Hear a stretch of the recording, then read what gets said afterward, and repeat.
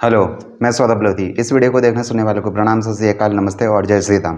पहले मोदी जी का ये संदेश सुनिए और जैसा मोदी जी कह रहे हैं वैसा कीजिए।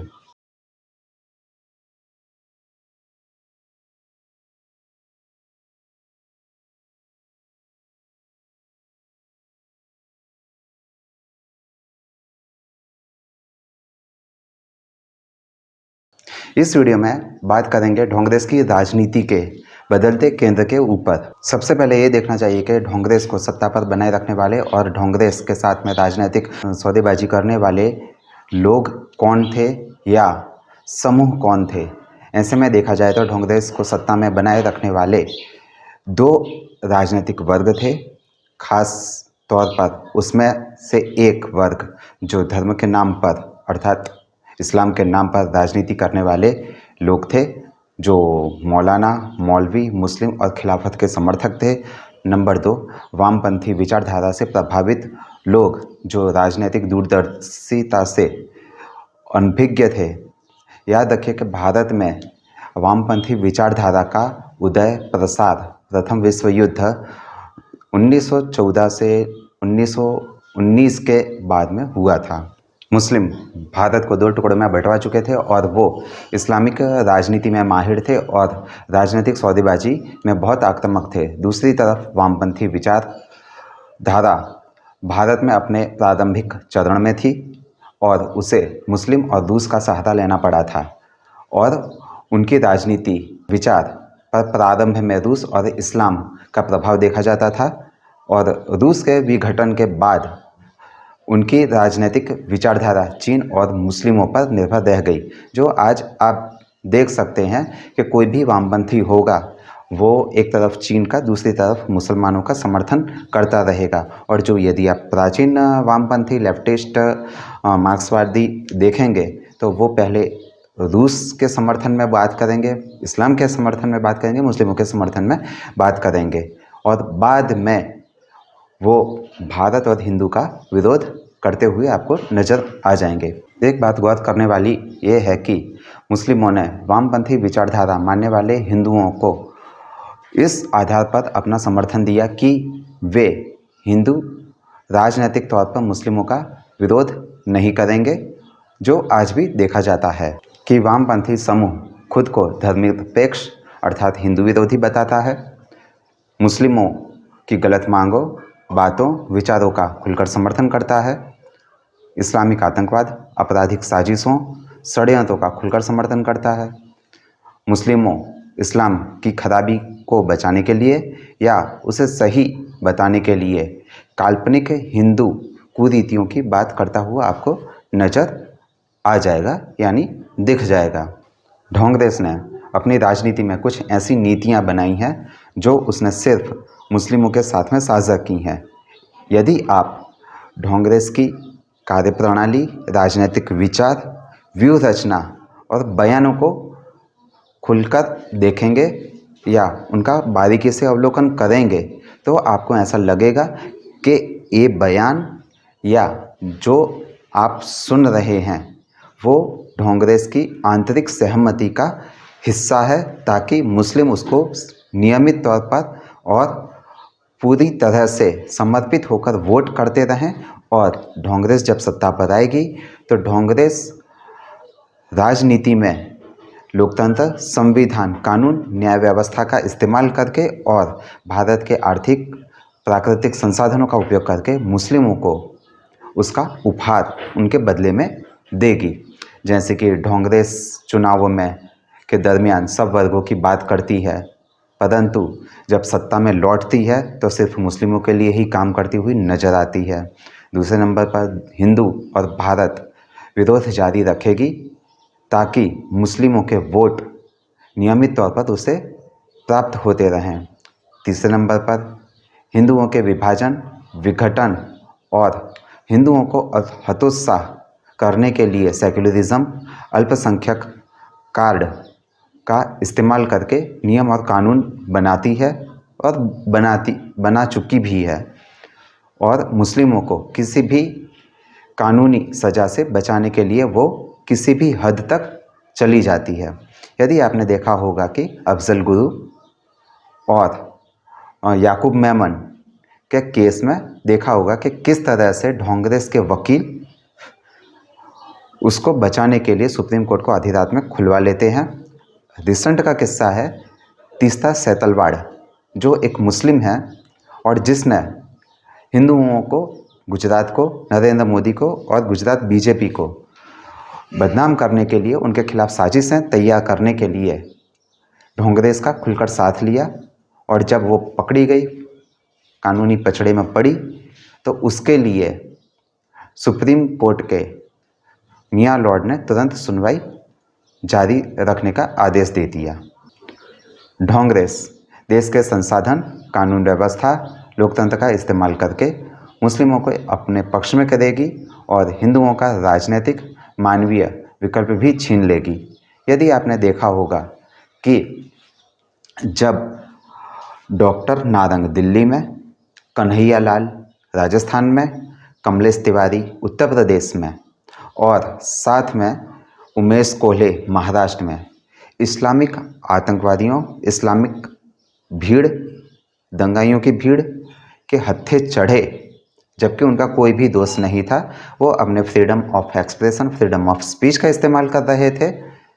तो जब उनकी हत्याएं हुई तो किसी भी ढोंगरेसी नेता ने किसी भी राजनीतिक मंच पर, किसी कानूनी मंच पर इन लोगों के पक्ष में कुछ भी कभी भी नहीं कहा। उनके परिवारों को जान की धमकियां, उनके परिवार की महिलाओं को हत्या और बलात्कार की धमकियां मिलने लगीं, फिर भी ढोंगरेस ने हिंदुओं के पक्ष में कभी भी खुलकर कुछ नहीं कहा। इसलिए यदि आप ढोंगरेस को वोट दे रहे हैं तो आप मानिए आप अपने आप को एक और कमलेश तिवारी, उमेश कोल्हे या कन्हैया लाल बनाने की तैयारी कर रहे हैं।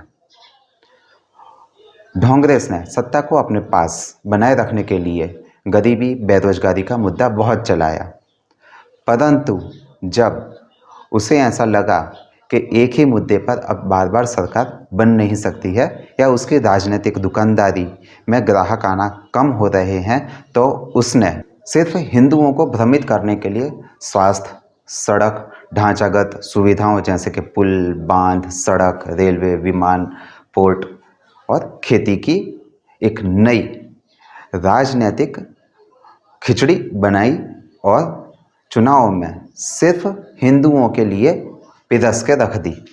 परंतु उसके विरोध में उसने, ढोंगरेस ने मुस्लिमों को अपने पक्ष में लेने के लिए हर प्रकार के गुप्त राजनीतिक समझौते किए और यही कारण है कि आज भी चुनाव के वक्त मस्जिदों, मदरसों और इस्लामिक रिसर्च सेंटरों से फतवे निकाले जाते हैं कि हर एक मुस्लिम को ढोंगरेस ही एक विकल्प है और ढोंगरेस को वोट देना उसका मजहबी अधिकार है, उसकी मजहबी शिक्षा है।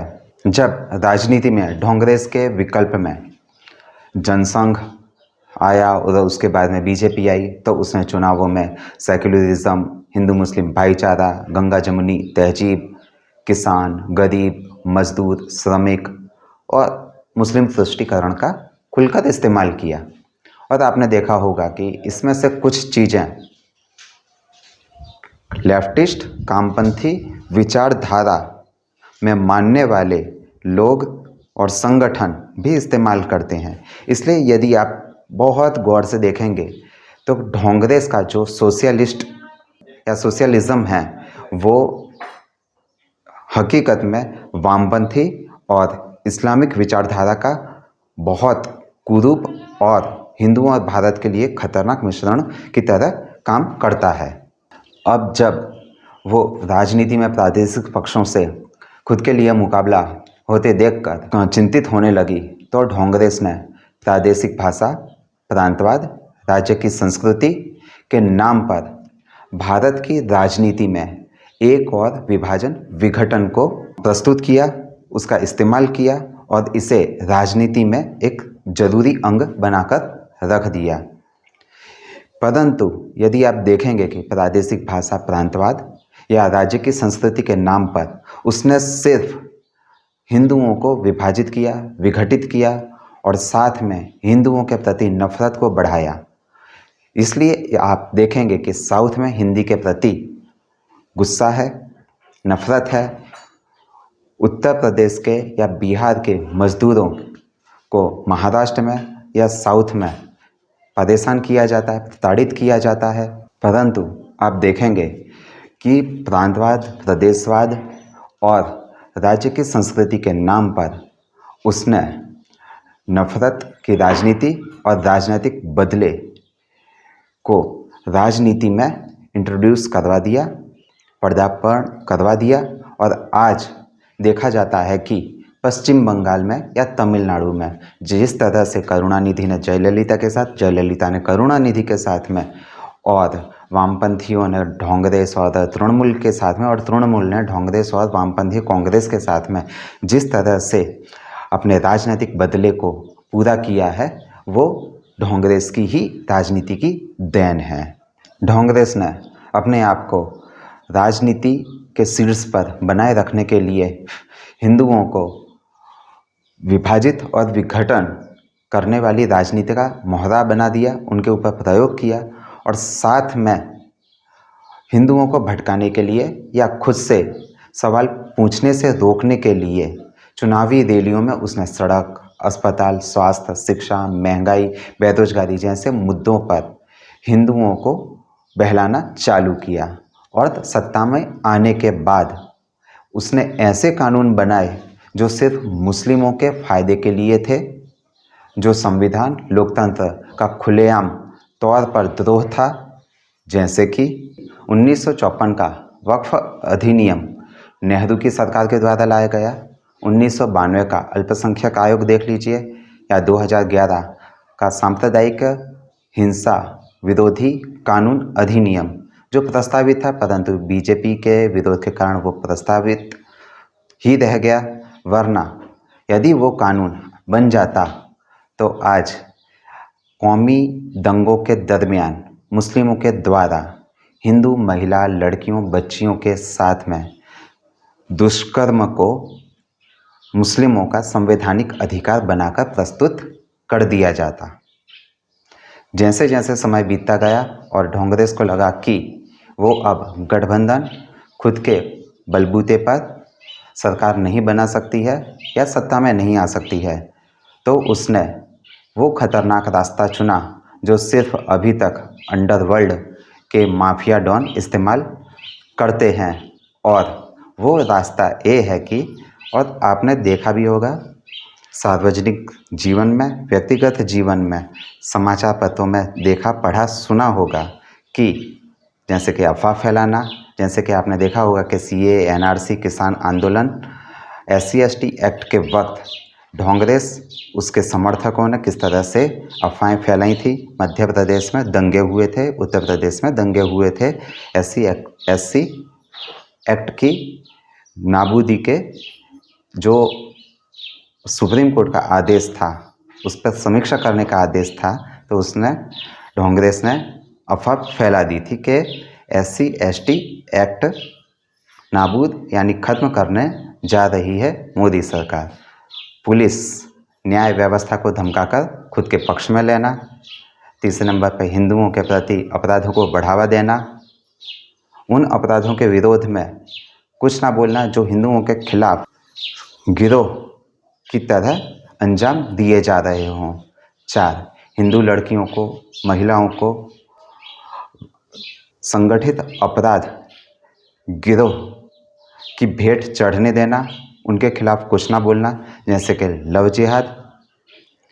5, चुनाव के वक्त मुफ्त की रेवड़ियों की घोर वर्षा करना।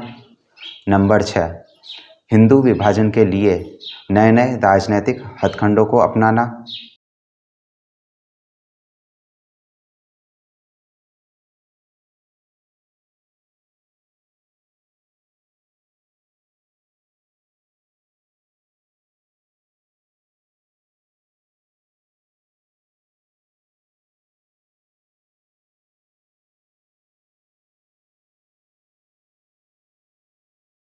नंबर 7, भारत को विश्व में बदनाम करने की धमकी सीधे तौर पर मतदाताओं को देना।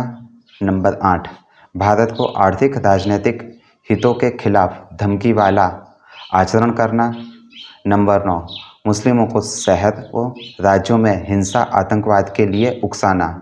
यदि आपने देखा होगा कि महाराष्ट्र के मुंबई में आज़ाद मैदान की हिंसा, इसका एक श्रेष्ठ उदाहरण है कि किस तरह से ढोंगरेस अपने राज्य में या किसी भी गैर बीजेपी शासित राज्य में हो या देश में कहीं पर भी हो, मुस्लिमों को खुलेआम हिंसा के लिए उकसाती है और उनका सीधा टारगेट सबसे पहले न्याय व्यवस्था, कानून व्यवस्था ही होती है। जैसे कि आज़ाद मैदान में मुस्लिम भीड़ ने महिला पुलिस के ऊपर यौन हमले को अंजाम दिया था, परंतु उसकी कहीं पर भी खुले तौर पर डिबेट नहीं की गई, खुले तौर पर उसको लिखा नहीं गया। और 10वें नंबर पर जो काम माफिया या अंडरवर्ल्ड के लोग करते हैं, परंतु ढोंगरेस अपनी राजनीति के लिए करती है, और वो है कि कानूनी सुधारों को रोकने के लिए हिंसा धमकी वाली योजनाओं को सड़कों पर उतारना। आपने देखा होगा कि किसान आंदोलन या राजनीतिक किसान आंदोलन सीएए और एनआरसी के विरोध में किस तरह से ढोंगरेस ने इस्लामिस्टों को खुलकर समर्थन दिया था और जिसका परिणाम हिंदुओं के जनसंहार में देखा गया था। या खालिस्तान के नाम पर ढोंगरेस जिस तरह से राजनीति कर रही है, उसका दुष्परिणाम अंत में ढोंगरेस को चुकाने को आएगा और भारत भी साथ में उसकी कीमत चुकाएगा। अब ढोंगरेस सत्ता प्राप्त करने के लिए कुछ ऐसे तौर तरीके अपना रही है जो देखने में ऐसे लगते हैं कि राज्य और देश की तिजोरी पर जनता को डकैती में शामिल करना और सत्ता में आते ही मुस्लिमों को राजनीतिक जिहाद का लाइसेंस देने जैसा लगता है। यदि आपने देखा होगा कि कर्नाटक या तेलंगाना में ऐसा ही हो रहा है। आप देखेंगे कि ढोंगरेस की राजनीति का रास्ता उसी रास्ते के समांतर चल रहा है जिस रास्ते पर लश्कर-ए-तोयबा जैसे मोहम्मद, लश्कर-ए-जहां, ISIS, तालिबान, अलकायदा चल रहे हैं। सिर्फ फर्क इतना है कि ऐसे मानवाधिकार संगठन काफिरों को जहन्नुम भेजने की बात करते हैं या भेज देते हैं, और ढोंगरेस हिंदुओं को जहन्नुम पहुंचाना चाहती है और भेज भी देती है। जैसे कि कन्हैया लाल, उमेश कोहले और पालघर में जो साधुओं की लिंचिंग की गई थी, वो उन किस्सों में आप देख सकते हैं कि ढोंगरेस हिंदुओं को जहन्नुम भेजती है। अर्थात ढोंगरेस राजनीतिक तौर पर मान्यता प्राप्त भारत का एक ऐसा संगठन है, आतंकी संगठन है, जो चुनावी प्रक्रिया में खुलकर हिस्सा लेता है और मूर्ख और सेक्युलर हिंदू उसको वोट भी देते हैं मुफ्तखोरी के लालच में। ये सभी संगठन कह चुके हैं कि वो भारत को आर्थिक तौर पर बर्बाद करना चाहते हैं। उनका मकसद भारत की आर्थिक बर्बादी और भारत का विभाजन और भारत को इस्लामिक राष्ट्र में परिवर्तित करना है और सारे काफिरों को मार डालना है। तो ढोंगरेस भी उसी चीज़ को कुछ अलग तरीके से कहती है। जैसे कि जब ढोंगरेस का वो राजकुमार विदेश में जाता है तो वो वहाँ पर एक चीज़ को बार बार बोलता है कि जैसे मुस्लिमों की लिंचिंग हो रही है, मुस्लिमों का उत्पीड़न हो रहा है, तो वो हकीकत में उन देशों को एक संदेश देना चाहता है कि आप भारत में निवेश मत कीजिए, आपका यदि भारत में निवेश है तो उसको वापस खींच लीजिए और भारत में आपको निवेश करने के लिए आने की कोई ज़रूरत नहीं है, भारत में वातावरण अच्छा नहीं है। अर्थात आप देखेंगे कि इस्लामिक आतंकी संगठन हो या ढोंगरेस हो, दोनों की वैचारिकता एक ही पटरी पर चलती हुई आपको नज़र आती है। ये सभी संगठन कहते हैं कि भारत को हिंदू विहीन बनाएंगे, इस्लाम की भूमि में हम बदलेंगे, खंडित करेंगे। तो ढोंगरेस कहती है कि भारत राज्यों का संघ है, राष्ट्र नहीं है।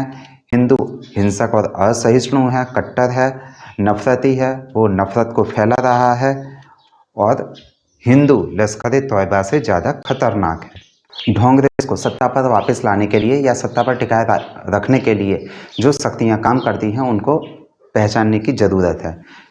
जहाँ तक मेरा अवलोकन है कि कांग्रेस ने इन शक्तियों को भारत के आर्थिक संसाधनों के द्वारा पोषित किया है, इसलिए ऐसी शक्तियों की प्रतिबद्धता और उनका इंटरेस्ट ये है कि कांग्रेस हमेशा सत्ता पर बनी रहे ताकि उनको भारत के आर्थिक साधनों के द्वारा वित्त पोषण मिलता रहे। और वो शक्तियाँ ऐसी है कि नंबर 1 इस्लामिक वामपंथी ecosystem, number 2 Muslim vote bank, number 3 secular Hindu जो अपनी सुरक्षा, बेटियों की इज्जत के प्रति चिंतित नहीं है, नंबर 4 मुफ्तखोरी, सस्ते के लालची लोग, नंबर 5 अपराध बोध से दबे हुए लोग या बिखरे हुए हिंदू। इसलिए मैं मानता हूं कि यदि सेक्युलर हिंदू, मुफ्त सस्ते खोर, अपराध बोध से दबे हुए लोग कांग्रेस को वोट नहीं देंगे तो इनके इकोसिस्टम और इस्लामिक वोट बैंक कांग्रेस को कभी भी सत्ता पर वापस ला ही नहीं सकती हैं। भले जॉर्ज सोरोस बुर्ज खलीफा से कूदकर आत्महत्या भी कर ले तो अभी कांग्रेस को भारत में सत्ता पर वापस लाना मुश्किल हो जाता है। इसलिए मैं ऐसा मानता हूं कि हिंदुओं को अपने अंदर राजनैतिक जागरूकता लाने की ज़रूरत है। उनको ये सोचने की ज़रूरत है कि उनको मुफ्त सस्ते की लालच क्यों दी जा रही है। उनको ये देखने की ज़रूरत है, विश्लेषण करने की ज़रूरत है कि जब उनको मुफ्त और सस्ता दिया जाता है तो सबसे ज़्यादा राजनीतिक, सामाजिक, न्यायिक, कानूनी, सांस्कृतिक नुकसान किस मुसलमान या हिंदुओं को, हिंदू इस तरह से देख तो उनको पता चल जाएगा कि कांग्रेस आपके साथ में एक आतंकवादी से ज़्यादा खतरनाक साजिश को अंजाम दे रही है। एक बात पर गौर कीजिए कि कांग्रेस की जो राजनीति की इमारत है वो वामपंथी और इस्लामिक राजनीति की नींव पर खड़ी है। और ये राजनीति के जोड़ के लिए जो चीज़ सबसे ज़्यादा ज़रूरी है वो है राजनीतिक तौर पर अनपढ़, बिखरा हुआ हिंदू या सेक्युलर हिंदू। और कांग्रेस आज तक इसी फॉर्मूले के सिद्धांत के आधार पर अपनी राजनीतिक इमारत को बनाए टिकाए रखे हुए है। परंतु जहाँ तक मैं मानता हूँ कि यदि कांग्रेस की ये राजनीतिक इमारत गिर जाती है या कमज़ोर पड़ती है तो भारत विश्वगुरु तो बनेगा ही बनेगा, आर्थिक तौर पर भी, साथ में सनातन राष्ट्र भी बन सकता है। इसलिए कांग्रेस को ख़त्म करने के लिए हिंदुओं को राजनीतिक तौर पर एकजुट करना ही पड़ेगा, उनको होना ही पड़ेगा। वरना कांग्रेस ने आज तक पीएफआई के डॉक्यूमेंट की राजनीतिक तौर पर निंदा नहीं की है, ना व्यक्तिगत तौर पर, न किसी राजनीतिक मंच के ऊपर। यदि हिंदू अपने आप को या अपने अस्तित्व को बचाए रखने की इच्छा रखते हैं तो उनको किसी भी कीमत पर कांग्रेस को उसके समर्थन से चलने वाले, जिंदा रहने वाले राजनीतिक दलों को किसी भी चुनाव में वोट देने से बचना चाहिए। क्योंकि यदि आप इनडायरेक्टली ऐसी पार्टियों को वोट देते हैं जो बाद में विचारधारा की समानता के नाम पर कांग्रेस के साथ में ठग बंधन कर लेती हैं तो इसका मतलब ये है कि आपको राजनीतिक मूर्ख और अनपढ़ समझा जा रहा है और आप इसको राजनीतिक चुनाव के जरिए सिद्ध करते भी जा रहे हैं। मैं आपको सिर्फ एक पार्टी का उदाहरण दूंगा। यदि जिसको ऐसा लगता है कि मेरी बात ये गलत है तो आप देखिए, आम आदमी पार्टी राजनीतिक आंदोलन के नाम से भ्रष्टाचार के खिलाफ लड़ने के लिए तैयार हुई थी, खड़ी हुई थी, और आज वो पार्टी किसके चरणों के नीचे लौट रही है, किसके चरण चाट रही है, वो आपको देखना चाहिए और वो सार्वजनिक तौर पर दिखता भी है। हिंदुओं, आपके लिए एक राजनीतिक आत्मविश्लेषण करने की ज़रूरत है। यदि कोई पार्टी ऐसा कहती है कि वो सेक्युलरिज्म में विश्वास रखती है तो वो पार्टी यदि कश्मीर में हिंदू जनसंहार के खिलाफ नहीं बोलती है, यदि वो पार्टी पश्चिम बंगाल में हिंदुओं के जनसंहार के खिलाफ नहीं बोलती है, यदि वो पार्टी उन हिंदू लोगों की हत्या के खिलाफ नहीं बोलती है जो सर तन से जुदा के नारे लगाने के बाद में कत्ल कर दिए गए हैं। यदि कोई पार्टी जो सेक्युलर बताती है अपने आप को, और वो पार्टी उन घटनाक्रमों पर कभी भी नहीं बोलती है जब हिंदुओं के धार्मिक राजनीतिक जुलूसों, धार्मिक राजनीतिक पर्वों के ऊपर पत्थरबाजी की जाती है। इसलिए एक चीज़ स्पष्ट तौर पर अपने मन में रखनी चाहिए, खास करके हिंदुओं को। यदि आप भारत को विश्वगुरु और अखंड राष्ट्र बनाना चाहते हैं तो आपकी जिम्मेदारी है ढोंगरेस के इकोसिस्टम और ढोंगरेस के राजनीतिक समर्थकों को खंड खंड करना, मिट्टी में मिला देना।